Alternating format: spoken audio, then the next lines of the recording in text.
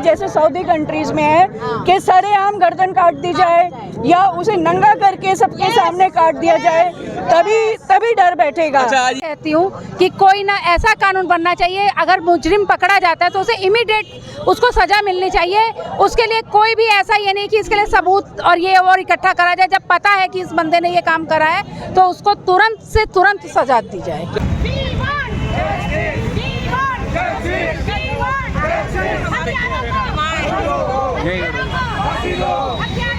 नमस्कार, आप देख रहे हैं दैनिक रुड़की। आपको बता दें अभी जो मैं हूं फिलहाल रुड़की टाकिज चौराहे पर शताब्दी गेट पर। आप यहां पर देखते हैं रुड़की शहर के विभिन्न सामाजिक संगठनों ने यहां पर जो कोलकाता में डॉक्टर की रेप हत्या हुई है उसके आरोपियों की गिरफ्तारी की मांग को लेकर उस डॉक्टर के सभी गणमान्य जितनी स्वयंसेवी संस्थाएं हैं यहाँ पे एकत्रित हुई हैं। जो कोलकाता में वारदात हुई है डॉक्टर के साथ, ये सिर्फ कोलकाता में ही नहीं हुई, जगह जगह उत्तराखंड में भी हुई, पूना में भी हुआ, छोटी बच्चियों के साथ भी कर रहे हैं। तो ऐसा क्या है कि इंसान अपने ऊपर काबू नहीं पा सकता? पहला हमारा सवाल ये है। दूसरा सवाल ये है कि कब इसको कानून व्यवस्था इतनी टाइट हो जाएगी जैसे सऊदी कंट्रीज में है कि सरेआम गर्दन काट दी जाए या उसे नंगा करके सबके सामने काट दिया जाए, तभी डर बैठेगा। अच्छा, आज ये जो आपके द्वारा ये जो आज यहाँ पर मार्च किया गया है, जो आज कैंडल मार्च निकाला गया है, कौन कौन सी संस्था इसमें शामिल है? इसमें हमारे भारत विकास परिषद है, inner wheel club Roorkee, inner wheel club Roorkee sparkle, समर्पण भी है, रोटरी सेंट्रल भी है, रोटरी क्लब भी है, रोटरी क्लब मेन भी है, और बहुत सारी महिलाएं जो हमारी फ्रेंड्स हैं वो भी हमारे साथ है। चाहे मारवाड़ी संस्था में है या नहीं है? इसमें ऐसी घटनाएं हो रही है जी, उसको लेकर क्या कहेंगे? या बस केवल बंगाल के लिए ही? नहीं, ये हमारा नगर में भी यही हुआ है। जी, देहरादून में भी हुआ है। जी, बात क्यों नहीं कर रहे? हम कर रहे हैं। मैंने बोला जगह जगह होता है। ऐसा क्या है कि मनुष्य अपने ऊपर काबू नहीं पा सकता? मेरा पहला सेंटेंस यही था।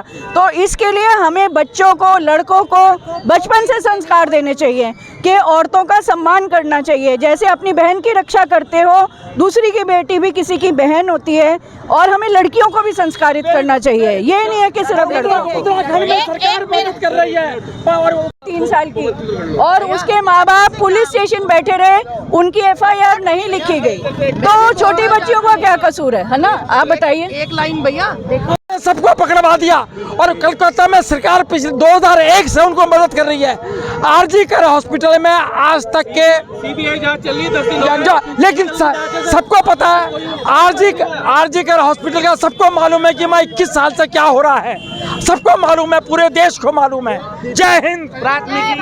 वो देहरादून में करे या बंगाल में करे या मद्रास में करे, इन बच्चियों को तो ऐसे समझ रखा है कि जैसे इनके कुचल के डालने। असल में ये इतना लंबा प्रोसीजर नहीं होना चाहिए कि 4 महीने 3 महीने 2 4 5 दिन में फांसी की सजा और सरेआम हो जानी चाहिए। वो कोई जगह की कोई बात नहीं है कि बंगाल है या बिहार है, मद्रास है, पंजाब है, कोई जगह जहाँ भी बेटी के साथ अब पढ़ा लिखा के बेटी को कैसे बचाएं? और बेटी को अगर मान लो ज्यादा 1 हफ्ते का टाइम होना चाहिए, जो भी फैसला करना है एक बार में होना चाहिए।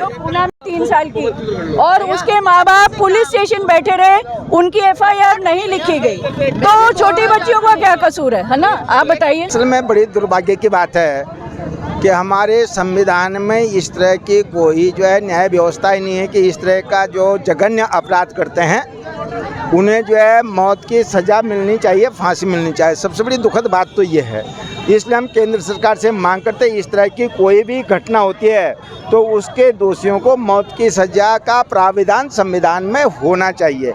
सबसे लचर व्यवस्था न्याय व्यवस्था की है जो हमारे देश में सही नहीं है। इस तरह की घटनाएं हो रही है। कहती हूँ कि कोई ना ऐसा कानून बनना चाहिए, अगर मुजरिम पकड़ा जाता है तो उसे इमीडिएट उसको सजा मिलनी चाहिए। उसके लिए कोई भी ऐसा ये नहीं कि इसके लिए सबूत और ये और इकट्ठा करा जाए। जब पता है कि इस बंदे ने ये काम करा है तो उसको तुरंत से तुरंत सजा दी जाए। क्या कहना चाहेंगे? सही है, मैं कहती हूँ ऐसे ही कानून यहाँ भी होने चाहिए ताकि हमारे यहाँ पे कोई भी लड़की अपने आप को असुरक्षित न महसूस करे। और नहीं, लड़कियाँ बेचारी बाहर जॉब कर रही है, वो कर रही है, वो सबके माँ बाप उन्हें घर बैठे बैठा देंगे वो कैसे मैं मानती हूँ सही है, मैं मानती हूँ सही है, कम से कम जो चीज सही है उनके अडॉप्ट करने में हमें किसी भी तरह का परहेज नहीं होना चाहिए। किस कानून को सही मान रहे हैं आप? मैं ये मानती हूँ कि जो अगर गलत काम है उसका तुरंत अगर उसके लिए उनको सजा मिलती है, एक्शन मिलता है, तो क्या गलत है इसमें? इसमें मिसयूज हो सकता है।